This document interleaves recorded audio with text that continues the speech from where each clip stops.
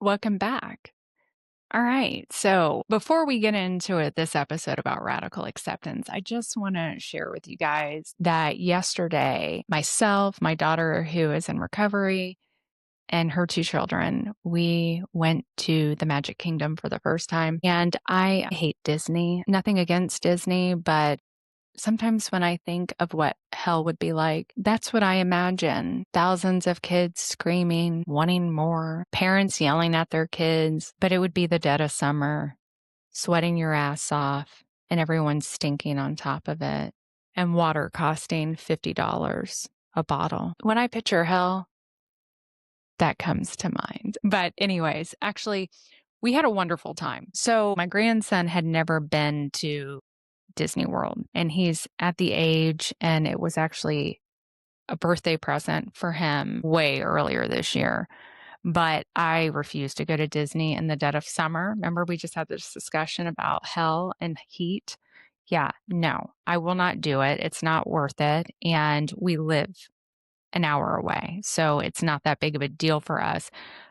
Originally, the plan was I was just going to take my grandson. It would cut down the cost, and it was something I had wanted to do for him. But I can remember how special those moments are as a mom, as a parent, when you get to see their face light up, because kids just do. They find Disney so magical. And I try to remember from like a child's eyes that it's so exciting to see that.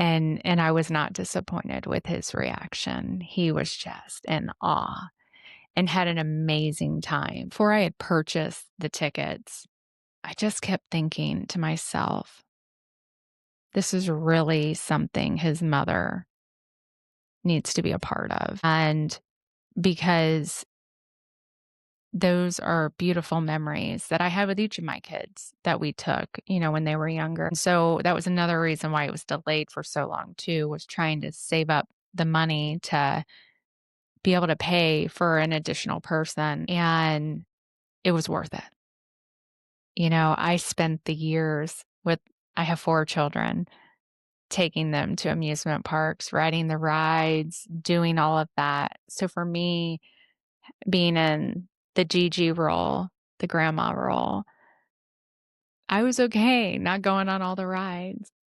And we brought my granddaughter baby bread. I figured she would be good because she's really good when we take her places.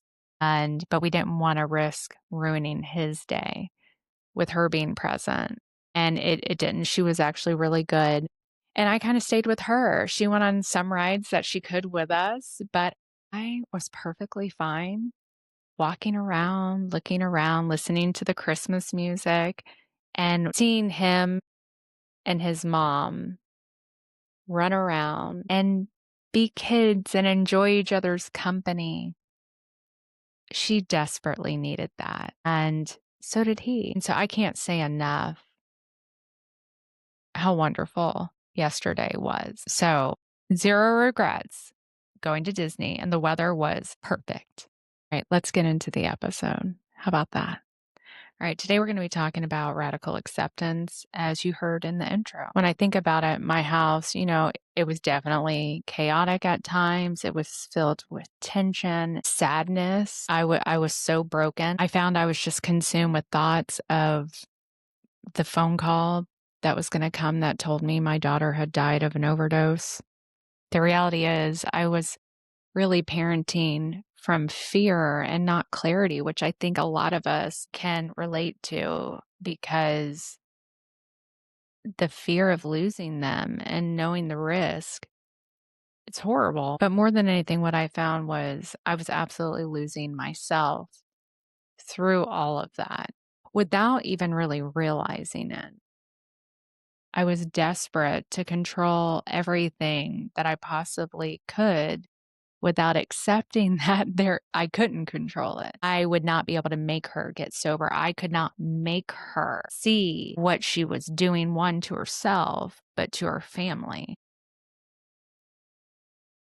I think that's one of the most challenging things of loving someone that struggles with addiction is you have clarity in many ways, Like, you see the reality of it, and when they don't, it almost I swear it almost makes you insane. And, I've spoken in the past about how I just wanted to shake her and be like, "What the fuck are you doing? How can you not see this?" She couldn't. I mean, she wasn't in that place, that mindset. Those drugs just consumed her in a way that she wasn't going to be able to think clearly because her thoughts were consumed with the next fix. How do I get it? How do I feel better? I don't want to be sick. There was one day I can remember I was kind of consumed with these thoughts of wanting to disappear and wanting to grab a backpack and leave, just like she had done, with each relapse. That was consuming me. And I started to feel like I was not going to be able to survive this any longer. And my husband saw it, and I even went to him, and I had reached a point where I was just overwhelmed. I had started to feel hopeless, and it came back. That hopelessness circles back to that control theory, and that when you can't control something that to us is reasonable, that we're trying to control it. Because when you can't control something and fix them, that's what it comes down to, making them see, fixing them. It's easy to lose hope. I was there.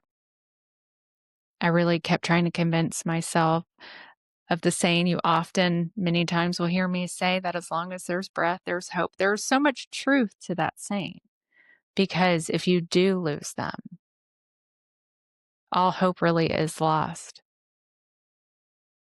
But when you're consumed with the pain and not even functioning right,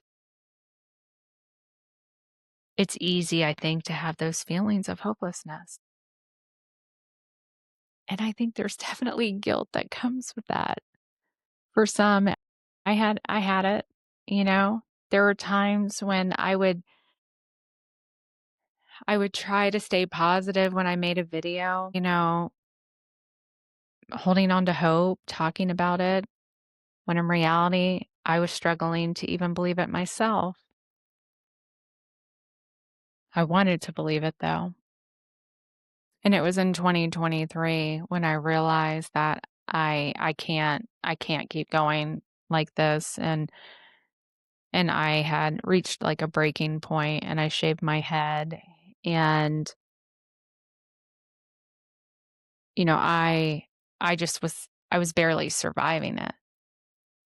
When you reach a point of where you have those feelings of, it's not that you want to die, but that you really do just want to disappear, um, it's a very dark place to be in. And so, it was in that moment where I just decided I was gonna do what I can live with, and I believe truly accepted that I had no control over the situation. I had no control over her. The only thing I had control over was this mama, is how I react, how I show up, and that's the reality of it. You can't control them. And so I had made the decision that the word for it would be radical acceptance. And when you think of radical acceptance, some may view that as giving up. I don't. I think of radical acceptance as just simply accepting that I have no control over it, that it's their journey.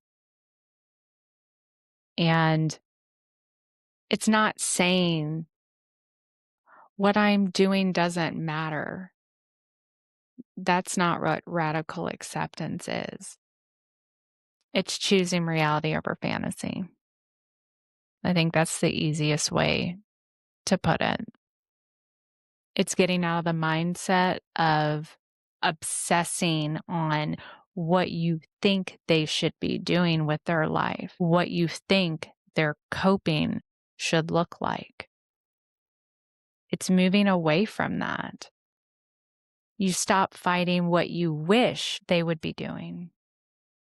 Say your loved one's still very much in your life that is struggling, where you script out this whole speech you're going to do, kind of like an intervention, but maybe it's just one-on-one. And in your idea, you have played out or you've played it out in your head how you're going to be able to convince them to finally find recovery. When you radically accept, you're going to stop doing that.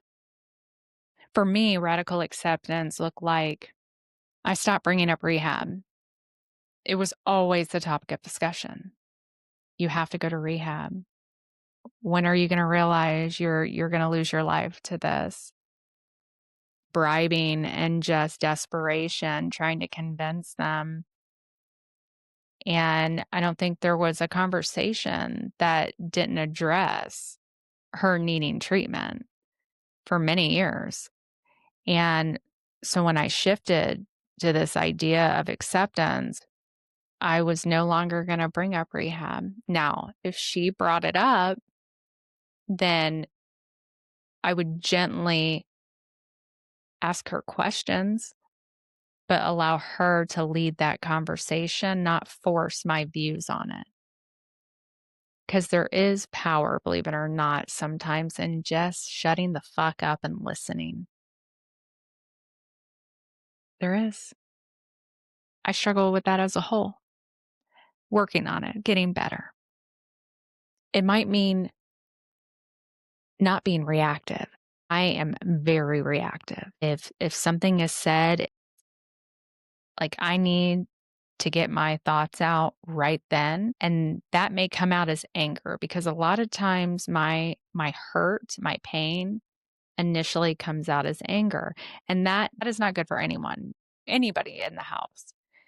And so I really had to learn to step back and not allow that anger to really consume me and just automatically start saying what was on my mind because I haven't taken the time to really reflect and just kind of think about how I'm going to respond to something. And now I do because when we have a fight, and we do, we still have arguments, we still have fights. It's far less, they're far shorter, and it's maybe a disagreement more than anything. And a big part of that was especially in the transition of when she did find recovery. That first year, it could be volatile because her brain was still healing. She just lacked the ability to be able to cope when it came to addressing certain things. And it's easy as a loved one to get stuck in that cycle of we know that we've been hurt. And we could lay that all on them right then, especially if they're coming towards you almost in a way where it feels like they might be attacking you. They don't have control over that, but you have control over how you're going to respond. And your response can make a huge difference. And I say that because when I started really taking time to learn things and reactions that I have that maybe were triggering for her, and I started pausing and just not being reactive, our communication greatly improved. It also looks like not abandoning yourself. Often we do as loved ones, we abandon ourselves to where and this was has still kind of is a huge struggle that I've had because my daughter is almost 2 years in recovery now, is when you allow this to consume you in such a way, when they do find recovery, that is a whole new level of adjustment for loved ones. And I'm going to do another episode kind of talking about that because it's very different. And I think one of the hardest parts is you've made this your life, this idea of saving them, just allowing it to consume you, that you no longer know who you are. You don't know how to function because you've probably stopped hanging out with friends for all the years you were stuck in this. You probably don't really have any friends. So you feel even more isolated and you no longer have the fear and the constant emotional like wheel of thinking how you're going to fix them and save them and convince them to get sober. The chaos ends and you're left feeling like, what the hell do I do now? You've probably heard the term, especially if you've attended like Al Anon or not anything like that, of detach with love. I'm not really about that because I don't like for me as a mom, I don't want to detach with love because radical acceptance isn't about letting go. It's about learning to hold on in a different way. And reflecting on my daughter and I's relationship when she was in active use, my relationship with her, it's not like it improved when I tried to hold on to that control or even fight harder than she was. It just didn't happen. But it did improve when I stopped trying to control her recovery, trying to force a timeline of what her recovery should look like that aligned with my timeline. And when I stopped doing that and I just started being present with her, not focusing on treatment, but really learning to talk to her like my daughter and move past the hyper obsession with just the addiction, it's never going to go away. And so I don't want people to think that that's what I'm saying. You're still going to be focusing on the addiction, but you're also healing and mending the relationship with your loved one that's still very much in active use when I think you can listen more and speak less. One of the things I find interesting because, as many of us know, lying very much goes with addiction. Because of my shift and creating a relationship where she feels like she can actually come and speak her truth and not feel judged, not feel like I'm going to scold and ridicule or get angry. Creating a relationship where she can just come talk to me. I'm finally learning the truth about things when she was in active use that I always wondered that clearly she had lied about. There was someone my daughter was friends with, and the story was kind of always that that person had brought drugs and they had used together. Naturally, everybody kind of wants to blame it on the person who brought the substances. But like my daughter encouraged that. That was a piece that came out. It was easy for her to sit back though and let this other person get this blame, not to that person's face, but behind the scenes and making excuses for why she relapsed when in reality it is fell on my daughter. I mean, I was never really blind to that, but it's natural just to get frustrated as a loved one. And there does have to be a level of accountability. And because she feels like she can come and be honest, she had shared the reality of it, that she was just as guilty of it, and there were discussions that had taken place about using together. So that's the reality of it. You can't just blame everyone else but them. It's kind of like when my daughter, when each time that she walked out of a treatment center and left AMA and lived on the streets and, was using, she could be in a different state every single time. And you can find drugs anywhere. And like the last place in Maryland that she had gone to that I speak very openly about because of the unethical practices. I did not blame them for her leaving and using. Now, I blame them for why she left. But her ultimately going and using drugs when she did, she's lucky to be alive for one. But two, that falls on her because you can leave a facility and not relapse. And they have to have accountability and own that. And that's something I have always owned and not blaming the treatment center for why she went and used drugs. No. There are things that potentially could have contributed to that. One, them forcing her cold turkey off of her Suboxone, which absolutely led to severe cravings. But ultimately, her still going and using substances immediately when she left, that's on her. But simply dropping the judgment, the reactive behavior can absolutely build a stronger relationship with your loved one. It did for me. Over the years, I just knew that my communication style with her did not work. So I started doing a lot of self-reflection. But there are therapists out there that can absolutely help you with that.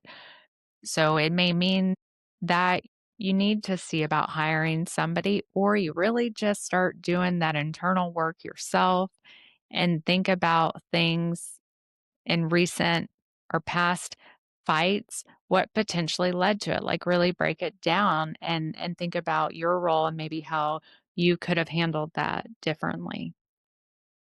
Now I'm going to push you a little. And I say this with love and experience, not judgment. But who are you trying to parent right now? Is it the loved one that's in front of you, the child that's in front of you? Or is it the child that you had before they fell into active addiction? Because it makes a difference. And now I want to ask you, what would happen if you treated yourself like a human being and not just some soldier that's supposed to show up endlessly being exposed to constant trauma? It's time to start living and not letting that fear absolutely consume you and control your life. Because not only are you going to continue to suffer, but the other loved ones in your family will, including the other children. If you want something to change, you're going to have to stop clinging on to the idea of who your child used to be. They need to become who they want to be.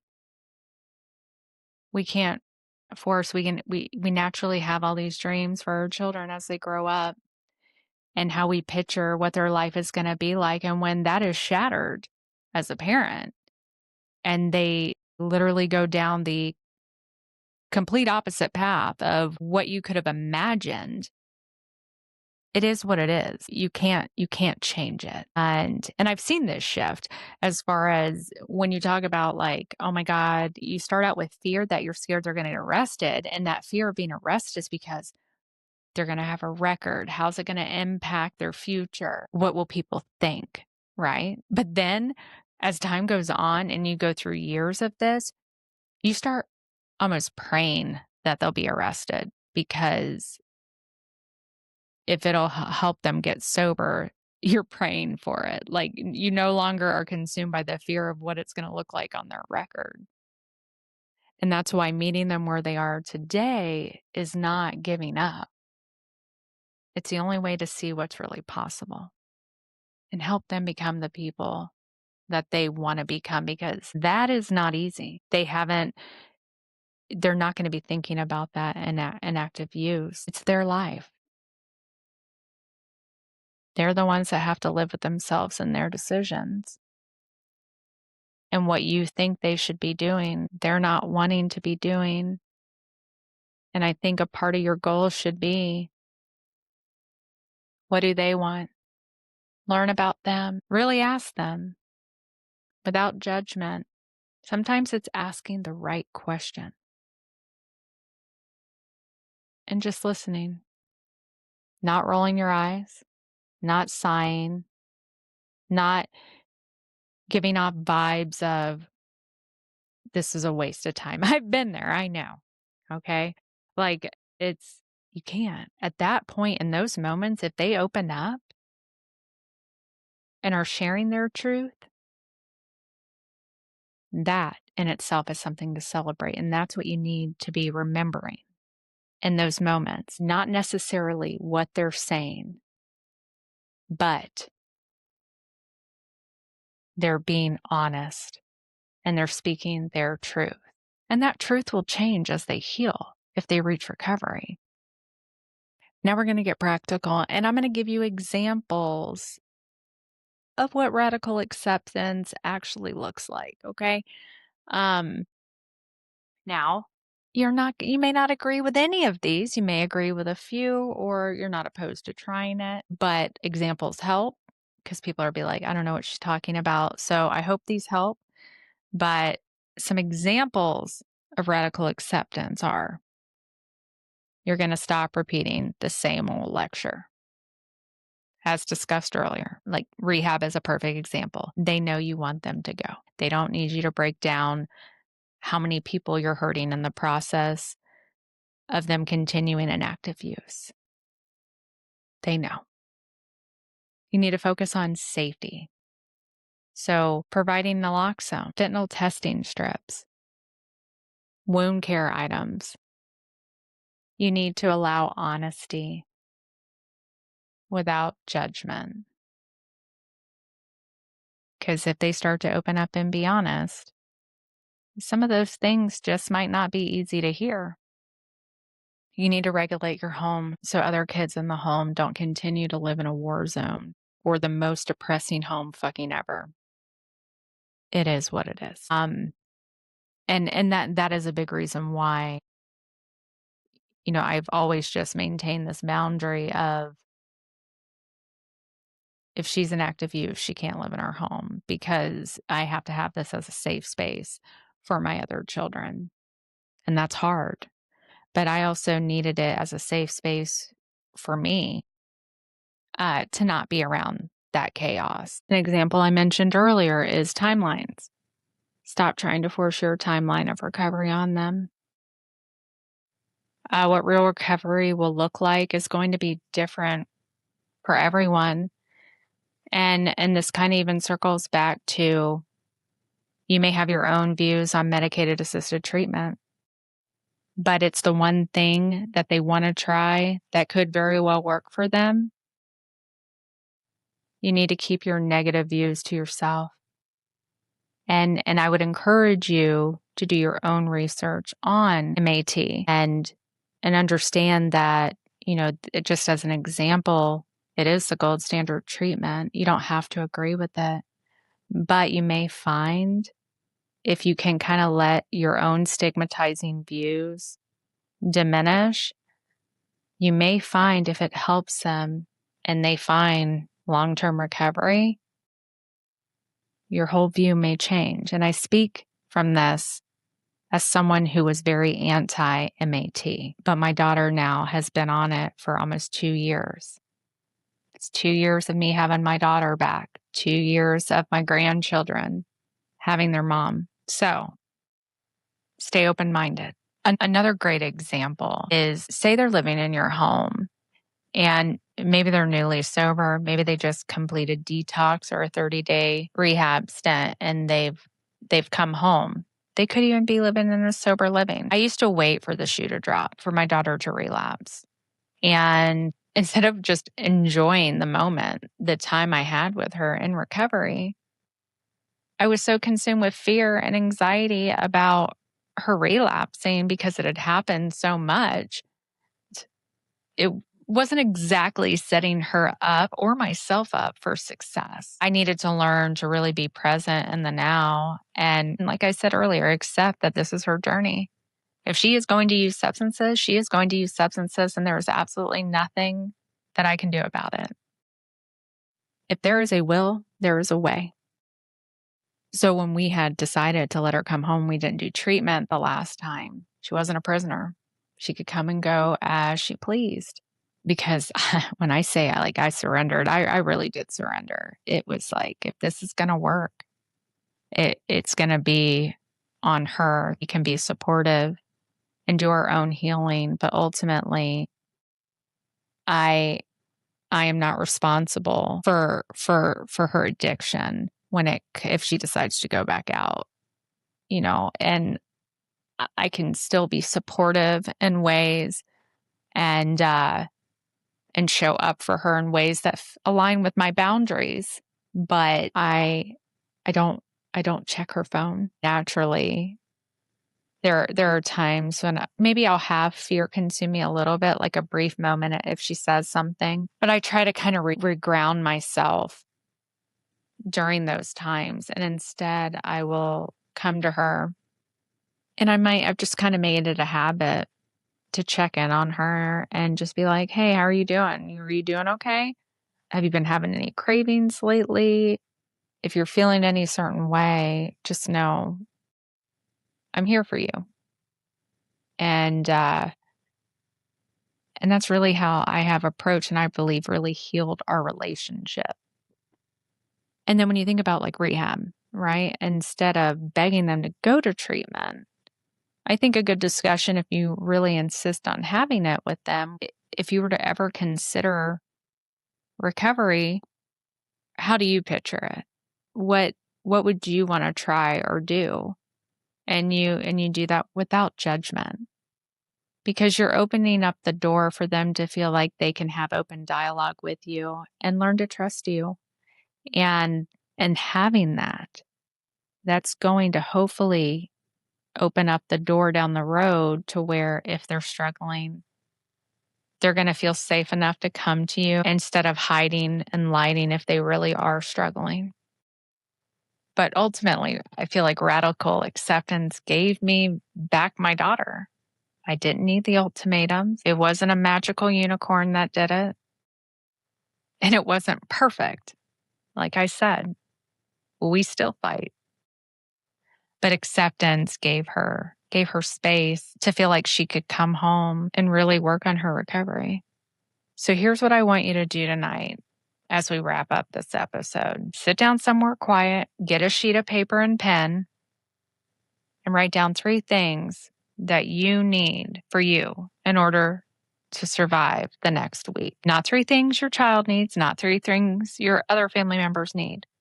3 things you need in order to survive, because that's radical acceptance and practice. And you continue to do that. And you continue to live your life and you continue to heal and work on you. Because as I said earlier, the only thing you can control is you.